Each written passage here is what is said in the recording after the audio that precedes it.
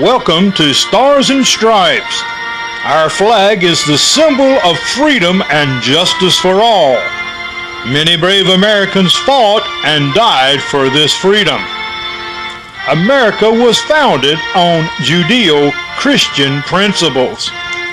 When we allow our Constitution to be destroyed and God is taken out of America, there is and can be no freedom. Point their finger at you and say, yeah, you talk about Jesus, but I remember yesterday when you got mad in traffic. I remember way back when you used to be an alcoholic. I remember when you got a divorce. I remember when you did this. I remember when you did that. My response to folks whenever they challenge me on my Christian faith is this. If Jesus Christ and his Father in heaven have seen fit to forgive me of my sins and anything that I may have done in my past and anything that I may have done in my future, may do in my future, then I don't give a hoot in the devil's hell what you think about my past. I'm going to stand up and I'm going to proclaim his name because he holds the keys to heaven and hell in his hands. And he says who gets in and who doesn't. And I'm going to honor him first before I honor anybody else. That's why I give him thanks first, and that's why I urge you in everything that you do to give him thanks before anything. Give him thanks when you wake up. Give him thanks before you lay down at night. That's the first thing. The second thing I want to do, even though she's not here, is I want to thank my wife. My wife runs a very successful nonprofit. I won't go into what she does, but she works extremely hard, and she keeps me in order. She is usually spot on about everything. However, this morning, she made a horrible choice when she told me to put on this shirt. I hate this thing. And I think when I leave here, I'm going to throw it away and go buy me another one. I can't stand it.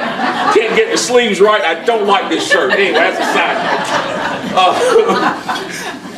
note. And then finally, I want to thank everybody who was instrumental in inviting me here today. I've been to this area before. Love this area. Every time I'm leaving this area, I think, gee, I should move down here. But then I think about how angry my daughter would be, and I forget that idea. So, but anyway, thank you all for having me here. So, as you heard, my name is Mark Keith Robinson. I am the 9th of 10 children, born into a very poverty-stricken family, dealt with those issues of domestic violence. I want to clarify a few things because my campaign manager will write things that I tell him, and sometimes he'll get the facts a little bit wrong. We did not have a shower when I was growing up, but we did have a bathtub. And my mother was absolutely rabid about making sure we got into it. Even though after we got into it, lots of times the water was the water was very dirty. But I can remember having some great times in that old clawfoot bathtub that was in that little tiny house. And also, my siblings and I, when we were young and we were in foster care, I don't even remember that time. I was a baby during that time. All those stories have been relayed to me by my brothers and sisters. And my brothers and sisters, my older brothers and sisters, did have a very difficult time in foster care. So foster care is something that's near and dear to my heart because, like I said, we really want good foster parents out there. I was fortunate enough that the family that I went, me and my brother right above me went to, we went to a very good foster home. But my older brothers and sisters weren't as fortunate. They went to a very abusive foster home, and they used to tell me about those stories all the time, the experiences they had in those places. My father, again, well, he was an alcoholic. He did the absolute best he knew how. Based on his upbringing and based on the fact that he was dealing with that alcoholism. But he was a very violent man towards my mother. He grew up at a time when men oftentimes didn't know how to express their frustration, didn't know how to express their love towards their mates, and unfortunately he took it out on my mom. I witnessed some very brutal domestic violence in my house. When I say brutal, I mean bloody domestic violence, things that no child should ever witness. But I sincerely believe that the reason why I came out stronger on the other side of that is because of my mom and her faith. I literally believe that my mom prayed a hedge of protection around her children. That we would not be like my father. None of my brothers and sisters are alcoholics. None of my brothers and sisters are abusers. She prayed a hedge of protection around us and caused none of us to be victimized by that. Sure, we saw it and sure we had to deal with it. But she prayed angels around us and kept those things away from us and kept them at bay. We learned from those things. And we learned what not to do from those things. and we moved on with our lives. And like I said, none of us are alcoholics. None of us abuse our spouses. And I believe that's all due to my mother's faith. One of the greatest things I think that my mother did, and I'm not going to recount my entire story. Sometimes I tell my entire story, but one of the greatest things my mother did, and it goes right to the heart of many of the issues that we deal with now, politically and socially. When my father was alive, he would not allow my mother to work. He was a very jealous man. He wanted my mother to stay home with the children. He was much older than she was. He had retired, and he would not allow her to go out and get a job. So she was home. But when he passed away, that was a very scary time for us. Even though my father was an alcoholic, like I said, and was very abusive towards my mother, he was always very good to his children. He was always very good to us. He never struck us. He was never abusive towards us. And he was always the one that we looked towards for sustenance, for food, for money. He was the person that took care of all the bills. He was the person who brought the food into the house. When he died, we had absolutely no idea what was going to happen. I thought, my mom doesn't know anything. What are we going to do? We're going to end up on the streets. You know, it was a very uncertain time. I was in the 5th grade when this happened. My mom used to relate this story to me all the time. She said, a few days after her husband died, after my dad died, one of her friends that lived in the neighborhood came to her and told her, well, your husband's dead now. You could just sit back and live off welfare. Now, my mom had a 5th grade education. She was in her middle 40s when my father died. She had 5 children ranging from elementary school to high school. My brother was just about to graduate high school when my father passed away. So she had 5 children in school and a 5th grade education. My mother went out and got a job. She chose work over welfare. Even before it was a phrase, my mother, partly because of her pride, but mostly because of her faith, she chose work over welfare. We lived right across the street from NC A&T State University. She walked across there, went to go see a friend of hers who worked there. She got a job as a custodian. She worked there for 30 years. Put 5 kids through school. Supported a household. Not only did she support a household, but she ended up buying 2 homes, buying numerous cars, being able to help her children do things on their own. She helped me several times when I was a young father. My mother gave me the greatest example ever of work ethic that anybody could ever see, and that is this. In a free nation, where opportunity literally lies on the ground, where there's money laying in the streets, instead of my mother relying on the federal government to take care of her and her children, she got up, she went out, and she went to work. And she made things happen for herself. She did not wait on an all-powerful, almighty federal government to feed her or her children. She went out, she made it happen on her own. And it was a lesson that stuck with me and has stuck with me for the rest of my life. If my mother could do that in her middle 40s, leaving an extremely abusive relationship with a 5th grade education after having birthed 10 children, and I have no excuse to not succeed in life. If she could succeed to the level that she did, experiencing the things that she experienced. So that's the greatest lesson that my mother ever taught me.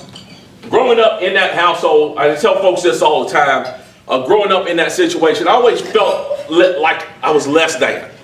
Always felt that way. I never really felt like I was part of the larger community around me. I put it to people like this. When people would say the phrase people, I thought of people as the people on television. The people that I saw downtown who had nice cars and nice clothes. The people that I saw at school that bought their lunch to school and didn't get free lunch. The people whose parents picked them up after school and they got to participate in after school activities. To me, those were people. I wasn't people. I was something else. Wasn't really sure what I was. But as I went further along in school, it was in high school that I really started to realize that the larger world outside of my world, there were things out there that I could attain. Part of that came because of the lessons that I learned from my mother, but most of it came because my mother directed me in places where I could see people who had achieved. And she would tell me, you can have those things as well. And I believe that. So I did. I joined the Army Reserves. Came home from training from the Army Reserves and was attached to a reserve unit and enrolled in college at NC and quickly learned at that point in my life that college was not for me at that time. I was still trying to figure out who I wanted to be. I was still trying to figure out where I wanted to go in life. So I worked at, I think I was working at Domino's Pizza. I was delivering pizzas and had a fast car. I was driving around acting crazy, you know, just kind of sowing wild oats, more so to speak. And then finally I looked at myself in the mirror and I said, you know, it's got to be more to life than this. And leaning back on faith again, I asked God to give me, what direction do you want me to go in my life? It didn't really seem like I got an answer. But looking back on it, I actually did, because it was during that period that I met the woman that would become my wife. We started to date, we fell in love, we got married, we had children. The day I saw my son born was the day that I knew I had to get serious about life. That I had to find not just a job, but I had to find something that was going to pay me enough money to take care of a family. Because now I was not only responsible for myself, I was responsible for my wife, and I was responsible for my child. Key word here, responsible. Not in charge, not the dictator, responsible. God holds me responsible for where my household goes and whether or not my household succeeds. So I had to go out and find something that was going to pay me enough money to take care of it. I was blessed. I was able to find a job in Asheville at a place called Clouston Furniture. Never upholstered furniture before, never worked in manufacturing. My wife had an uncle who had worked there for years. He was able to get me in the door. I got the job. I learned the trade. Was making fantastic money. My wife was working. I was working. We had children. I had that classic family that I did not have growing up. Mother, father, 2 smart kids in school, nice home, 2 cars. You know, we had it all. And everything was going fine. But it was around that time that a politician or would-be politician named Ross Perot said something about NAFTA and a sucking sound and jobs. And when I heard that originally, it didn't mean anything to me. It went in one ear and came out the other because I wasn't really politically aware at that time. But I found my pay at Clouston slowly decreasing, going down further and further. And it did. NAFTA ended up destroying that job, and I had to leave that job. And not only did do it with that job, some years later in manufacturing, I was working in manufacturing again in High Point. Very good job. Both kids in college, wife getting her master's degree. I'm working at this furniture manufacturer, making enough money to take care of the bills, take care of college bills, all this on this factory man's salary. But again, after raised his head, I heard that sucking sound again. Plant shut down, moved to Mexico, and I was left jobless again. So 2 times in life I've seen how bad federal policy can affect people in their lives. That all ended up leading me to working at one more furniture manufacturing place, and that's where I was in my life when this whole city council speech popped up. And I will not rehash that city council speech. How many people here have actually seen that? Yeah, we won't rehash that. If you want to see those shenanigans, just go on YouTube, type in Mark Robinson, Greensboro City Council, and you can watch that speech. But I think the lady who was up here said it was been viewed 60,000 times. It's been viewed over 100 million times. And I have been, I got inundated with phone calls to speak everywhere after that. The last year and a half, folks, I've been as far west as Las Vegas and as far east as Germany, Nuremberg, Germany. Spreading this message. I've been literally been all over the globe. I've had offers to come to Rio de Janeiro, which I really want to go to Rio, but my wife won't let me. She's convinced I won't come back. I've had offers to go to the UK. I've had offers to go to South Africa. I've had offers to speak everywhere around the world. Some of those places and some of the organizations that have wanted me to come and speak, however, I do feel like they've been a little bit too controversial and a little bit dangerous. So I have respectfully declined, but that speech has been seen all over the world. I was surprised when I went to Nuremberg, Germany to receive, I received an international award from a shooting organization. I was surprised at how many people there actually knew me. and had watched my speech and had shared that speech. You know, when it comes to that, I just feel blessed. The thing that I feel about that the most is I feel blessed that I was able to be used to inspire people to stand up for their rights. Because that's what we've got to do, folks, in this fight. We've got to stand up for our rights. We cannot allow our rights to continue to be eroded away. We've got to stand up.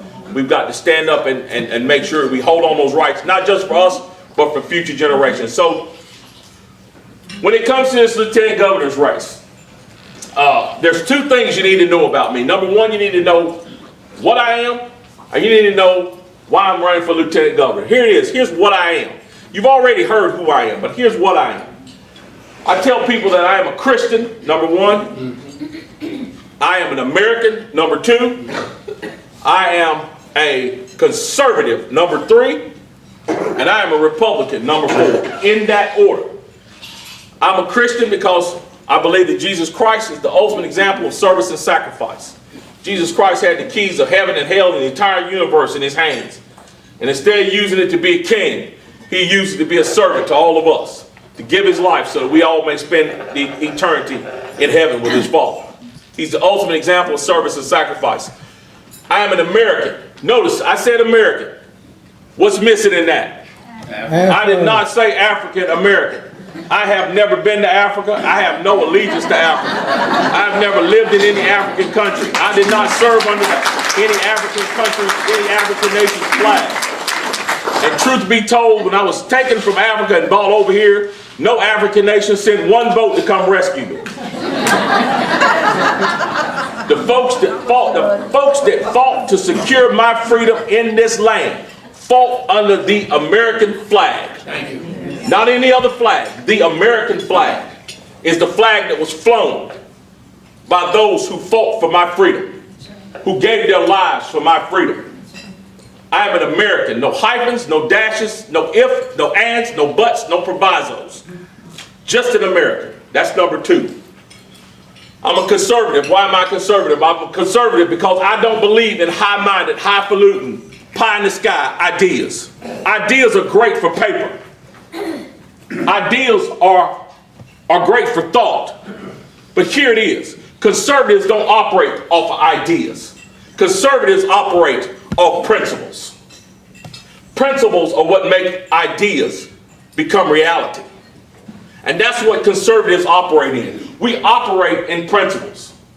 And that's why I'm a conservative.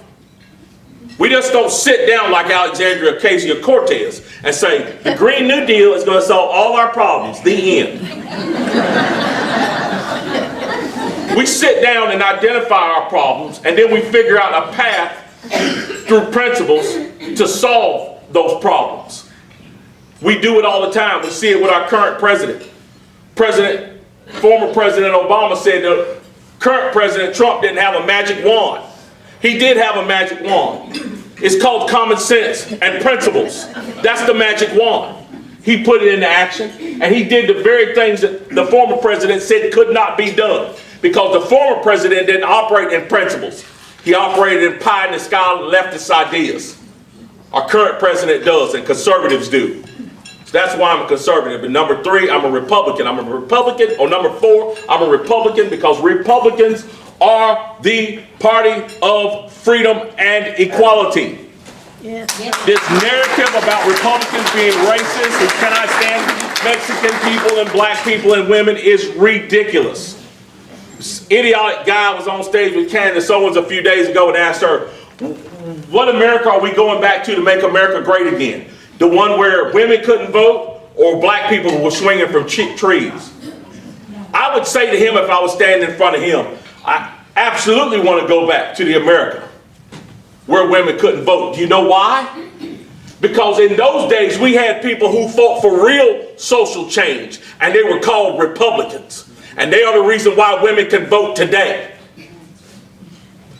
Those days that he talked about when black folks were swinging from trees, guess who it was out there fighting to bring that to an end, to bring Jim Crow to an end? It was Republicans. So that's the America we want to bring back. We want to bring back the America where Republicans and principles and true ideas of freedom rule. That's the America we want to bring back. That's why I'm a Republican. I'm a Republican because of the 13th, 14th, the 15th Amendment to the Constitution and the 19th Amendment to the Constitution. I'm a Republican because whenever you look at true, honest to God, social change for the better, at the top, leading the charge, is a Republican. Every time. No ifs, ands, or buts about it. When it's time to change the scorecard and make things better, it's always Republicans leading the way. And that's why I'm a Republican. So that is what I am. Now, why am I running for Lieutenant Governor? Running for Lieutenant Governor, 3 things I'm very passionate about. Number 1, a lot of people would say it's the Second Amendment, and it is. I am very passionate about the Second Amendment. I describe our Constitution as a fortress of freedom. But no fortress can stay standing if it doesn't have firepower. The Second Amendment is the firepower in our Constitution. In order to keep that Constitution in place, we have got to have the guns and the ability to be able to defend it if need be. You strip that away and there's no more freedoms. None. No freedom of speech, nothing else. That's why the Second Amendment is so vital. But I'm very passionate about that. But the number 1 thing that I'm most passionate about in this country right now is the abortion issue. Folks, I'm going to say this, and I don't care who gets mad about it. I am 100% pro-life. Amen. I don't believe there's ever a reason to murder a child in the womb.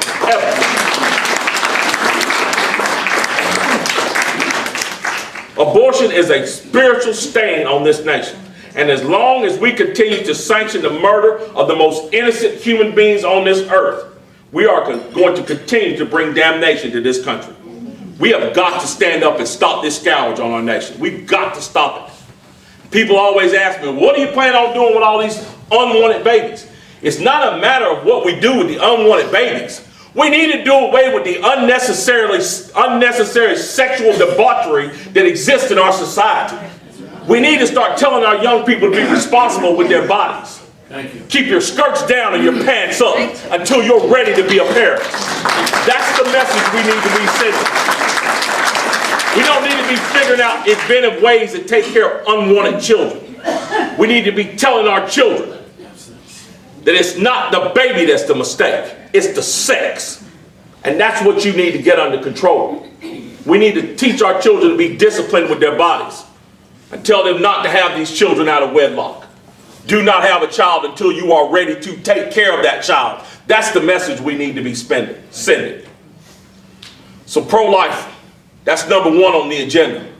If I go to Raleigh, that's one of the things that I will continue to push, to make sure we stand up for the unborn. Number 2, education. We all know what Lieutenant Governor, one of the things that he does, sits at the board of the Department of Public Instruction. Folks, my main thing with that is this. We need to get back to teaching our children. We need to get back to educating our children. We call it the Department of Public Instruction. But what it is, as it stands in its current form, is the Department of Public Indoctrination. Thank you. Social programs have come into our school on every level, from elementary all the way through high school. And we're pushing these narratives about social justice. And we're pushing these narratives about questioning what gender you are. And we're pushing these narratives about racism, all these high-minded, strange ideas that convolute these children's minds. And we're hiding it in a package we call education. Folks, educating a child is simple. And here it is. You teach a child how to read, you teach them how to write, and you teach them how to do mathematics. And that's it. You teach a child how to do those things, a child can teach himself everything else. He can learn anything. Teach a child how to read. Reading is the single solitary form of being able to absorb information. You teach them how to write. That's the single solitary form of being able to disseminate information. How to communicate. You teach them how to do mathematics. You can teach them how to think logically. If you do those 3 things, you're teaching children how to think, not what to think. And that's what we need to be doing. Everything else will fall in line after that. Those crucial grades 1 through 6. And if you notice, that's where the social justice warriors and the social programs are hitting hardest, 1 through 6, because they know they can vex those young children's minds. But grades 1 through 6 should be strictly dominated by those 3 things: reading, writing, and arithmetic, so we can teach these children how to think and not what to think, so they can matriculate their way through the rest of their education being free-minded, independent thinkers who determine their own destiny, not people whose minds have been vexed by leftists for the purposes of political affiliations. So education, that's number 2. Number 3, it is sad and disgusting what's going on right now with our police departments, our law enforcement around this country. The way they've been disrespected, the way they've been assassinated, and the way that our government officials are not backing them up when the time arises. Now, there's no legislation that I can pass that would do that as Lieutenant Governor. But what I can do, I can pull out that bully pit and stand on top of it and start sending that message to folks and start letting people know that if the folks in your area are not supporting your police department, they are not supporting you, because that's a doorstep issue. You degrade your police department, you make your police department powerless.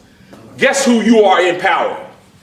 You're empowering those criminals. And sooner or later, one of them's going to be on your doorstep. And you're going to end up becoming a victim. If the people who are administering your government in your areas are not standing up for the police, they are not standing up for you. They are not standing up for your children, and they are not standing up for your community. And it's high time that somebody at the highest levels of government started saying that and stop being afraid.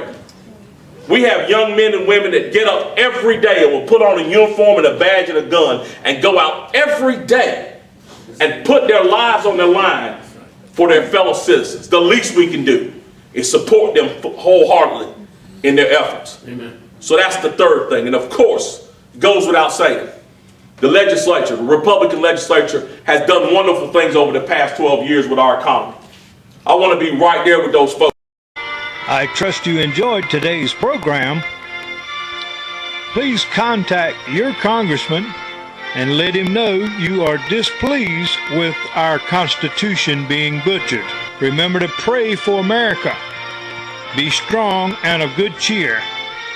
Remember, America is worth fighting and dying for, as is Jesus our Lord.